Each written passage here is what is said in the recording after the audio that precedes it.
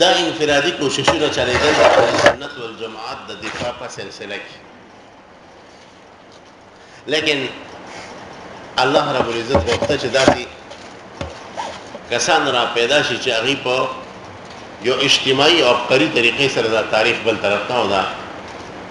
ریله بل طرف ته واړي. بغداد دا د معتزلو نه ډک او عمده د معتزلو په منځ کې الله تعالی حق پرست پیدا کو، د معتزلو نه پیدا کو. امام د دغنوم د امام ابو الحسن الاشعری، د ابو الحسن اشعری سے پیدائش په 260 هجری کې شو. کله او د خپل پلار مړ شو اسماعیل نوم، د مور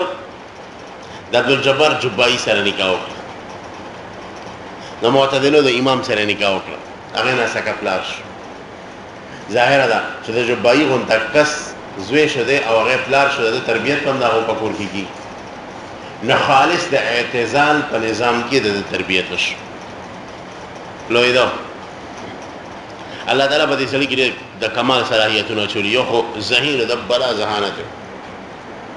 دیم کمال پکې دا چې فصیح دی، چې شروع بشنو کانی به ماتول په خپل خبرو جلګ لوي شنو د تمام علوم متداوله او دقایق زده کړو او په خپل ذهن کې واچو. د عبدالجبار جبائی مسله دا و چې هغه تحریر کې خو چې مناظره کې مخامخ شنو بیا به د کار نه خپل بیان خطا نه دی چې بچي ته مناظره کې د کار نه نه ده ما په دې مناظره کې وي ډېر ښه د چې کله مناظره شروع کړم معتزله زور واغست دغه نه چې مناظره ګټل شو مخه به څوک درته ولا نو مناظره شروع کړې، شل کال عمر شو، دیر شو، دې طریقې سره وخت تیرېدو. خود د بده مناظره د پاسه کولې اکثر بیړه کې چې دا مذهب چې دا مونږ کم دې په دې مطمئن نه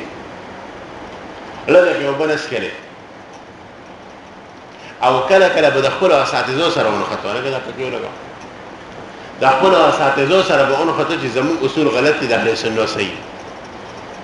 لکه د اهل سنت والجماعت یو مشهور مسلک دی چې الله پاک باندې اصلحه فیصله د امت په حق کې واجب ده. دا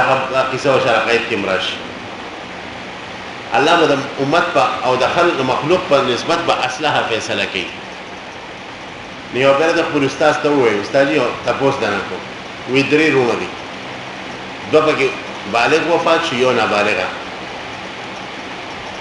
ابالغ چې وفات شو هغه کې یو مطیع اجه څنګه مړ شو اطاعت کوونکی او جنت ته لاړ. اول پکې عاصی مړ شو، ډېر ګناهونه وکړه، غلاګانې زناګانې او مړ شو، دغه جهنم ته لاړ. او دا دریم پکې ماشوم نابالغ وفات شو. نو استاجي کو دا ماشوم خدای پاک ته وی چې الله زما په حق استاد دغه نابالغ وفات شو، دې جنت ته به تور مصیب لا نه جنت ته د ثواب په شکل کې نه ځي کنه زیبا د مسلمان بشي او به تور اثابه بنځي او جلوی شي باندې شو نه کېو کې بیا جنت ته دینو به تور اثابه بځي درجه به ډېر اوچته. نو دا ماشوم یې خدای پاک ته استادي چې الله دې بدل وکړم کنه ما په حق استاد پر اصله فیصله واجب زمانه پر اصله فیصله دا چې زبر بالغ کړم ما باندې کې کړوي منځونه مې کړو نو بیا به تور اثابه جنت ته نه زما په حق باندې اصله فیصله کړو وګڼه. نو استاد دا خدای پاک وسه جواب ورکړي. جبائی ورته خدای پاک ورته چې ما ته پته و لانکیا بوتل وشو ته به ذکر حرامي دا به دې بده کول غلاګانی بده کول نو بیا جهنم ته تللی. نو ستا په حق کې زماده پر اصله فیصله دا و چې نابالغه مې مړ کړی، نابالغه مې مړ کړی، ستا په حق کې اصله فیصله دا نو ماشوم بچب شي دا ټیک ده. خو دا کم کس چې بالغ شو او د ګناهونو وکړو غلاګانې وکړې قتلونه وکړو دې جهنم ته لاړو او جهنم ته لاړو وی کو دې خدای درا پاسې یا خدای چې تا ته پته و چې زبر د غلاګانې د مردار کومه نو زما په حق کې اصله فیصله دا و چې زبر نابالغه مړ کړو نو نابالغه دوري نه وجلم دې رالوي کړم جهنم ته ورنړ کړم. نو خدای ودا واکه څه جواب ورکړي فبهت الذي كفر جبائی چپ